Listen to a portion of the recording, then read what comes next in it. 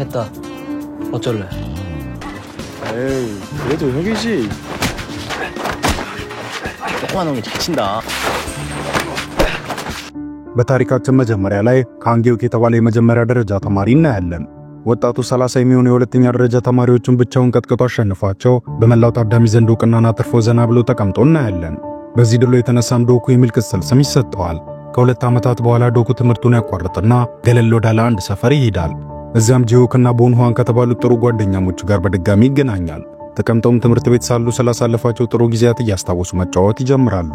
ሆኖም ግን ሶስቱም ባጋጠማቸው ከባድ ክስተት ምክንያት ትምህርታቸውን አቋርጠው ነበርና አሁን ላይ 100,000 ዩዋን ሊያስገኝላቸው የሚችለውን ሥራ ለመስራት ይዘጋጃሉ። በሌላ በኩል ኪያን የተባለው ሁለተኛ ደረጃ ትምህርት ቤት ውስጥ በርከት ያሉ ተማሪዎች በአንድ አለቃቸው እየተመሩ አንድ ቦታ ተሰብስበው ስለሚያደርጉት ሴራ እየተወያዩ ነበር። ነገር ግን ከነዚህ ተማሪዎች መሃል ጎንጊል የተባለው አንዱ ልጅ እዛ አሸባሪ ቡድን መሆን አይፈልግም ነበርና በቆመበት እየተቆናጠነጠ የሚያደርገውን ያሰላስል ጀመር። ዴንጊዮንግ የተባለ አንድ ሌላ ትምህርት ቤት ውስጥ ደግሞ ቴጂን የተባለው ተማሪ ከቡድን አባላቱ ጋር በመሆን ለውድድሩ ስልጠናውን በርትተው እያካሄደ ነበር። በተመሳሳይ ግን እዚህ ትምህርት ቤት ውስጥ ራሱ አስቸጋሪ የተዋደኑ ጎራዎች ነበሩ። ከነዚህም መሃል አንዱን ቡድን በሁለተኛ አለቃነት የሚመራው ዮንጋ አንዱን ምስኪን ተማሪ ትከሻው ላይ ገፍተር እያደረገ ይቆጣው ጀመር። እነዚህና መሰል ቡድኖች አቅም የሌላቸውን ተማሪዎች እየጨቆኑ ገንዘብ በመቀማት የራሳቸውን ፍላጎት ለማሟላት በጣም ይጥሩ ነበር። የትምህርት ቤቱ ጣራ ላይ ዮንጋ ከግብረ አበሮቹ ጋር በመሆን ይህንኑ ድርጊት እየፈጸመ ሳለ ድንገት ፍቅረኛው ሱጁንግ ትመጣና በቁጣ ትጮህበት ጀመረች። በተጨማሪም ስልኳን ለምን እንደማያነሳ እየጠየቀችው ሰሞኑን ሃንሳን የተባለችው ልጅ ላይ ቀልቡን በመጣሉ የተሰማትን ቅናትም ታሳውቀዋለች። ስለሆነም በዚህ ያላበቃችው ሱጁንግ ፍቅረኛዋ የሃንሳንን ታላቅ ወንድም ኪዩሳንን እንዲያሰቃየው ትነግረዋለች።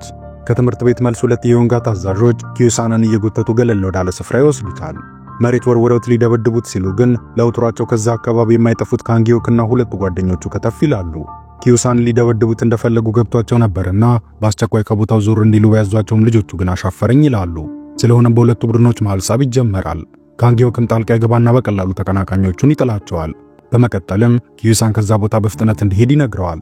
ኪዩሳን ግን ጉልቤዎቹ እንደማይለቁ ታውቆ ነበርና በፍርሃት ተውጦ ለሱና ለእህቱ ተገቢውን ጥበቃ እንዲያደርጉላቸው ሂዮክና ጓደኞቹን ይጠይቃቸዋል።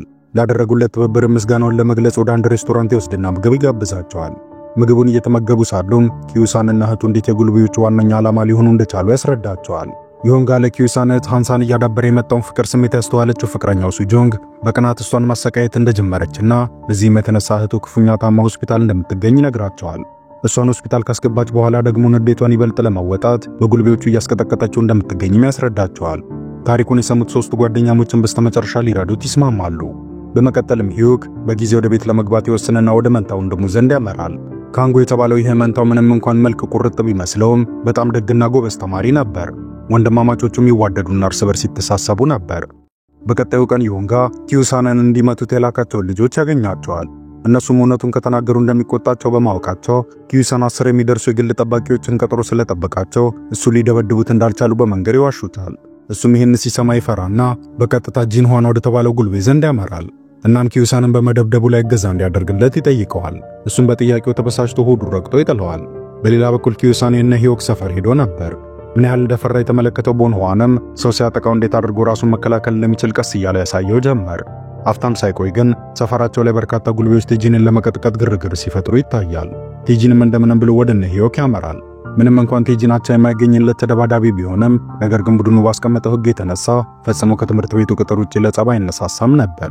ስለሆነም የነ ሂዮክን እርዳታ ይጠይቃል። በምትኩም ጥሩ ምሳ እንደሚጋብዛቸው ይነግራቸዋል። ጂሆክና ቦንሁዋንም ነፃ ምግብ እንደሚኖር ሲሰሙ በደስታ ሊረዱት ይስማማሉ። በዚህ ክስተት በኋላም ሂዮክና ቴጂን ጥሩ ጓደኛሞች ይሆናሉ። አንድ ቀንም ሂዮክ ከጓደኞቹ ጋር ሆኖ ሃንሳንን ለመጠየቅ ወደ ሆስፒታል ያመራሉ። በመቀጠልም ሃንሳንን ለማጽናናት ሂዮክ ያመጣላትን ስጦታ ይሰጣታል። ሃንሳን ካጋጠማት አደጋ በሙሉ አለማጋገሟን ሲመለከትም ሂዮክ ከጓደኞቹ ጋር በመሆን የሷንና የወንድሟን ደህንነት እንደሚጠብቁላቸው ቃል ይገባላታል። እነ ሂዮክ ከሆስፒታሉ ወጥተው ወደ ሰፈራቸው እያመሩ ሳሉ ከኪያን ትምህርት ቤት በቡድን ተደራጅተው ኪዩሳንን ጥበቃ ላይ ከነበሩ ጉልቤዎች ጋር ይገናኛሉ። ወዲያውኑም ሁለቱ ቡድኖች የጦፈ ጸብ ይጀምራሉ። እነ ሂዮክ በሚገባ ተቀናቃኞቻቸውን እየመሩ ሳሉ ግን ጆኒል የተባለው ወጣት አለበገር ይላቸው ጀመር። የሂዮክ ጓደኞች ሌሎቹን ጉልቤዎች መደብደብ ሲቀጥሉ ሂዮክ ደግሞ ጆኒልን አጥብቆ ይገጥመው ጀመር። ጆኒል በበኩሉ ማንም ባልጠበቀው መልኩ በካራቴ ብቃቱ ሁሉንም ያስደምማቸዋል። ረዘም ላለ ጊዜ እንደዚህ እየተጣሉ ከቆዩ በኋላ ግን ከርቀት የፖሊስ መኪና ድምጽ ይሰማሉ። ፈጽሞ መያዝ የማይፈልጉት ጉልቤዎቹን በሩጫ ከአካባቢው ያመልጣሉ።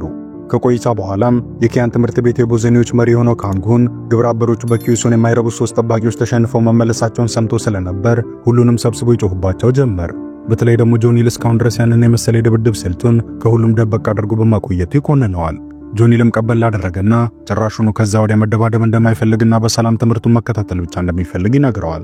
ካንጉንም በሚገርም ሁኔታ ዳግመኛ በምንም አይነት ሁኔታ ላለመደባደብ ቃል የሚገባ ከሆነ ብቻ እንደሚፈቅድለት፣ ሕጉን ከጣሰ ግን ግጥሚያው በቀጥታ ከሱ ጋር እንደሚሆን ያስጠነቅቀዋል። ጆኒልም በዚህ ተስማምቶ ይሄዳል። ካንጉ ግን ወዲያውኑ ግብረ አበሮቹን ይጠራና ጆኒልን የሚያወጣው ችግር ውስጥ ለማስገባት ማሴር ይጀምራል። ይህን አጋጣሚም ተጠቅሞ ከትምህርት ቤቱ ሊያስባረረው ይወስናል። በመቀጠልም ካንጉን የኪዩሱንን ጉዳይ ለዴንጊዮንግ ትምህርት ቤት ጉልቤዎች መሪ ለሆነው ሶንጊው ደውሎ ዝርዝሩን ይነግረዋል። ሶንጊ ስለ ኪዩሱን ጉዳይ ምንም የሚያውቀው ነገር አልነበረም። ኪዩሱን ላይ ያን ሁሉ ጣጣ ያመጡት ዮንጋና ሱጆንግ መሆናቸውን የተረዳው ሶንጊ ያለሱ ፍቃድ ያን ሁሉ ሁካታ በመፍጠራቸው በጣም ተበሳጭቶ ሱጆንግን በጥፊ ብሎ ይጥላታል። በመቀጠልም ዮንጋንና ጂንዋንን ደግሞ አስተኝቶ ይረግጣቸዋል። የትምህርት ቤታቸውን ስም በዛ መልኩ እንዲነሳ በማድረጋቸው መበሳጨቱን ያሳውቃቸዋል። ምንም እንኳን ሁለቱ ትምህርት ቤቶች መካከል ስምምነት ቢኖርም ሶንጊ ግን አመኔታውን አባሎቹ ላይ ጥሎ የኪዩሱንን ጉዳይ መላ ማለት እንደማይችል ስለገባው ወዲያው ፓርክ ለተሰኘው ጓደኛው ይደውልለትና ሂዮክና ጓደኞቹን መላ እንዲላቸው ይጠይቀዋል። ኪዩሳን ከሂዮክና ጓደኞቹ ጋር ቀረቤታው እየጨመረ በመምጣቱ የተነሳ ተጨማሪ የቡድናቸው አባል ያደርጉታል። በሌላ በኩል ኪያን ትምህርት ቤት ውስጥ የሆኑ ጉልቤዎች በቡድን ሆነው ጆኒል ክፍል ይገቡና ሆን ብለው በቀዳቸው መሰረት ጆኒል እንዲደባደብ ለማድረግ ዶንግሚን የተባለ አንድ ምስኪን ተማሪ ጋር ተጠግተው ያሰቃዩት ጀመሩ። በመጀመሪያ ጆኒል ችላ ብሎ ጥናቱ ላይ ለማተኮር ይሞክራል። ነገር ግን የቦዘኔዎቹ ድርጊት እየከፋ ሲመጣ እሱም ራሱን መቆጣጠር እየከበደው ይመጣል። ልክ በዚህ ቅጽበት ግን አንዲት አስተማሪ ነገሩን ትመለከትና ተበታተናቸዋለች። ከተወሰኑ ቀናት በኋላ ሃንሳን ከጉዳቶቿ በሚገባ በማገገሟ ከሆስፒታል መውጣት እንደምትችል ለኪዩሳን ይነገረዋል። ስለሆነም እህትና ወንድም ተያይዘው መንገድ ይጀምራሉ። ነገር ግን ድንገት ዮንጋና ጂንዋን ከፊታቸው ድቅን ይሉባቸዋል። ወዲያውኑ ኪዩሳንን ጥለው ሲረግጡት ሃንሳንን ደግሞ ጸጉሯን ይዘው ይጎትቷታል። ከዚያም ሁለቱንም ያግቷቸዋል። በዚህ ጊዜም ፓርክ የነ ሂዮክ ሰፈር ይሄድና በቀላሉ ጂዮክና ቦንዋንን ደብድቦ ይጥላቸዋል።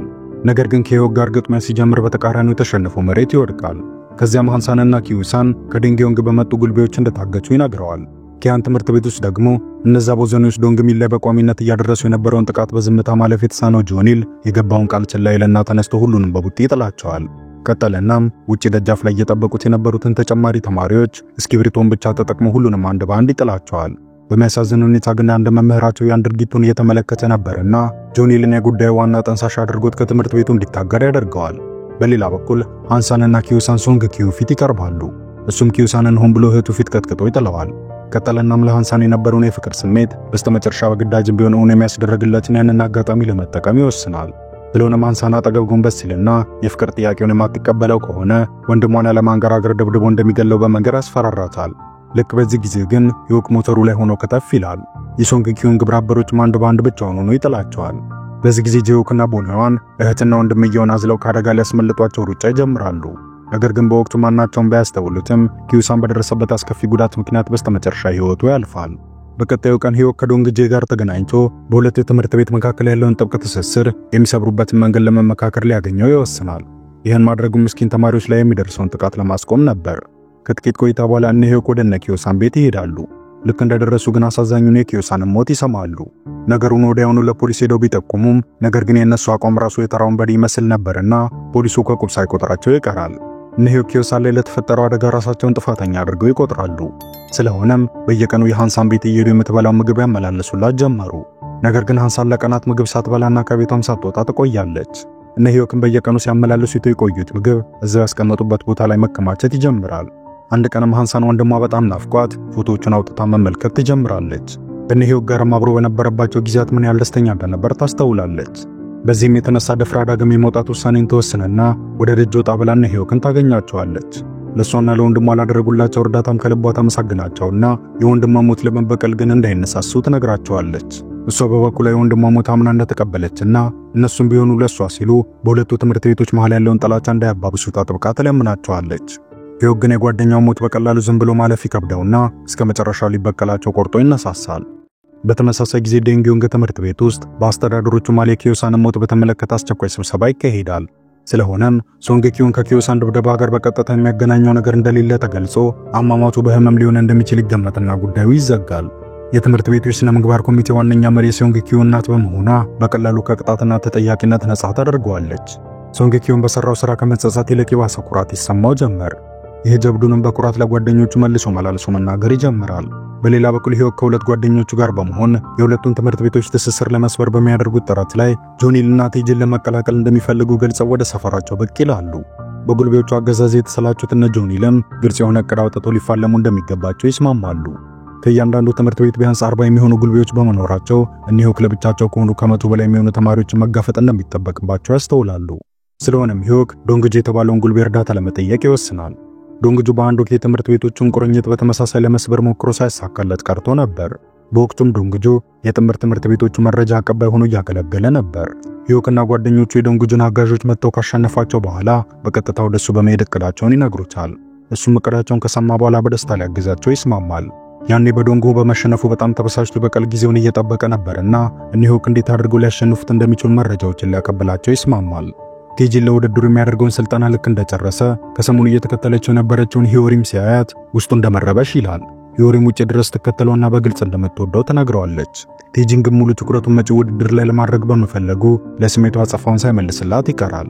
አንድ ቀንም ሶንግኪው ከግብረ አበሮቹ ጋር ይሆንና መንገድ ላይ ለብቻዋ ቆማ የነበረችው ሂዮሪምን ይተናኮላት ጀመር።